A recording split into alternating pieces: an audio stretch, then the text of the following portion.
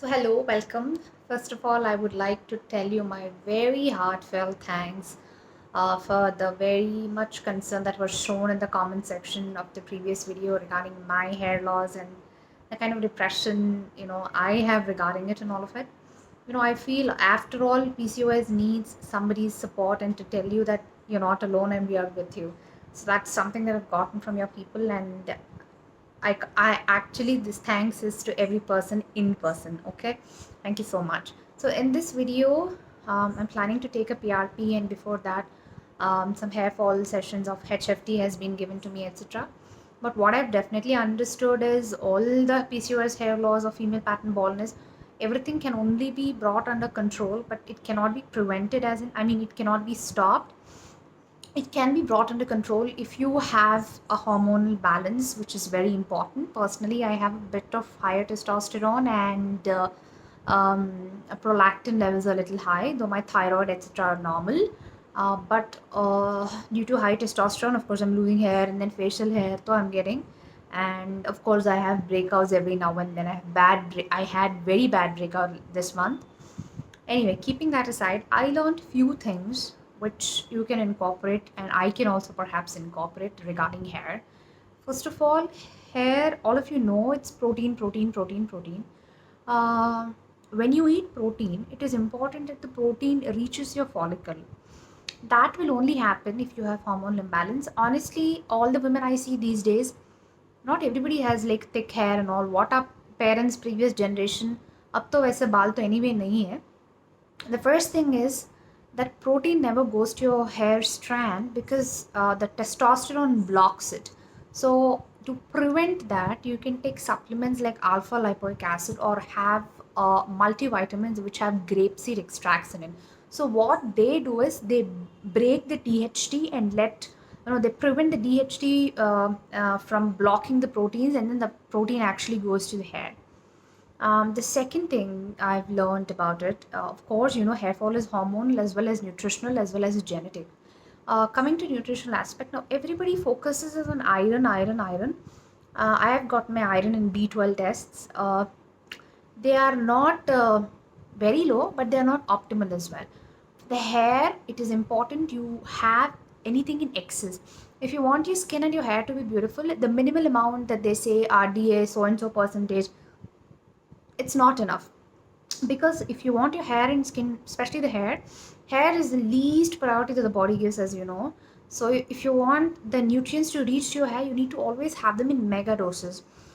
So as far as ferritin is concerned, ferritin is the cumulative accumulation, I mean, the reserve of iron that you have. I'm not talking about iron, I'm talking about ferritin here. Okay, so ferritin is something that you need to take even if supplement form. You need to take for 6 months for you to see, good results. What you can do rather is eat organ meats like liver, kidney, and all, which I am planning to do. That will help increase your iron and B12 as well. Once you have B12, your iron will automatically improve and your ferritin levels will go up. So that is also very important, especially when you are in a menstruating age. It's very important. Third is selenium and zinc. What happens? Zinc you need more because, especially in case of PCOS, you have hair loss and testosterone. It's because of testosterone, free testosterone, and zinc is something that binds, which you all know that. Selenium and zinc, what happens is when you're consuming plastics, okay, any kind of plastic, just as we see, some operating an animal or cow or anything, and then they remove plastic bags out of it in the YouTube videos and all we have seen in the internet, at least I have seen, the plastic remains in the stomach or in the land or at any place. It just remains. There's nothing called as dissolving of plastic, at least in our lifetime. So what happens is when you eat in these plastic containers, plastic wax tea coated, all of this, wax coated teacups and all, the plastic goes inside in plastic water bottles and all, and it stays in. Okay. On top of it, we use so many products of beauty products. Those are from plastic dabbas, and that also somewhere gets mixes with those so-called beauty products. I mean the formulations, and then we apply it on the skin. It has a lot to do with us. When the plastic goes and it gets stuck to the intestine walls, you cannot absorb your selenium, your chromium, and what else, those trace minerals, zinc and copper, which are needed for the building up of hair. To prevent that, what is the solution is, try taking, first of all, prevent plastic. Secondly, try taking activated charcoal. What activated charcoal over a period of time specially does is it removes toxins. Toxins also include plastic materials. And you can do salt water cleanses also. If you see, there's some methods on internet that you can do. Salt water cleanse also helps. So avoiding plastics is perhaps one of the and most utmost important, I would say.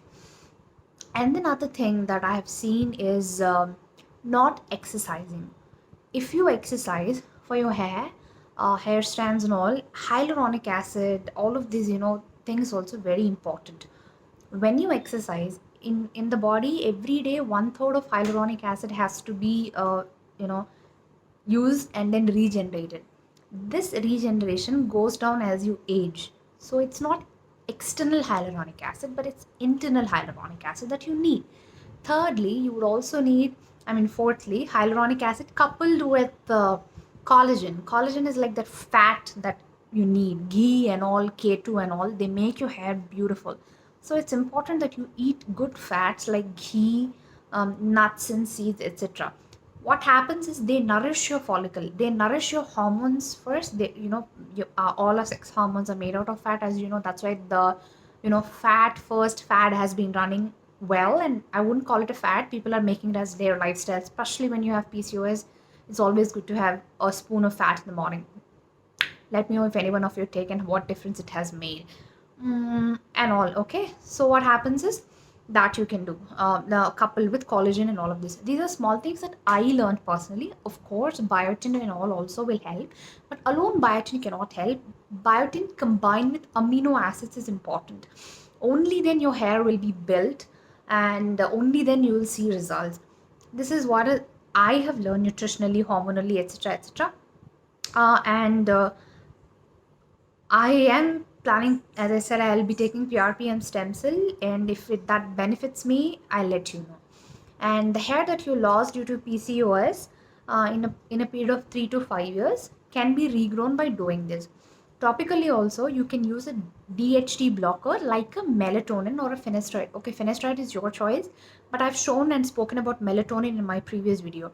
Topically, if you want to use any serum and all, then along with that, you can use melatonin on, something like that, to just stop DHT activity and killing the hair follicle. So that is what you can do. And stress and sleep are like way above all of this. Sleeping on time and waking up on time is so important for the female body, especially for female than men. And in this world where we are running today, honestly, all these years I've learned, why am I suffering through PCOS and all. What I have learned personally is that female body is actually not meant to run, to work, to study and all of it. Okay, this is with no offense, but imagine earlier years. I'm not talking about the torture that the women has gone through, but the hormonal health they've had. I know one of my grannies is like 80 now. Her hair is twice as thick as mine. See, look at my this thing, so-called female pattern bald, like this. There's nothing. She has so thick hair. Every strand of her hair is so beautiful. That is because they sleep on time, no tension, and they eat all homegrown vegetables and simple foods and all. No tension, first of all. So that is what I've seen. From our mother's generation, they started working, and we have seen lot of hysterectomy, ovarian problems, that problem, this problem. Our generation, though, everybody almost now increasing, PCOS percentage has been increasing. And in the next generation, I'm seeing younger kids who have hair problems, just in their teens, they're having problems and all. These are very important things. Keeping your body in sync with moon, sleeping by, before 10 and waking up by 5 or, 6, whatever, is very, very, very, very, very important. I cannot emphasize on that. And what stress does is it kills your hair follicle as an individual. When it start hitting your hair, the thickness of your hair follicle will go down. That's what I have experienced. The hair that now it's coming, because of, again, that's also because of androgenic alopecia. Once the hair is gone, the second strand that comes is not as thick as the first one. That's how the hair thinning starts. Having said that, you can never reverse it, according to me, but few people say you can reverse it. But you can mitigate it and, you know, prevent your baldness to some extent. That's what you can do. I hope this video made some sense. You have any other tips also, please share in the comment box. It's a long video, but I just wanted to tell you what all I have learned personally. Thank you for watching.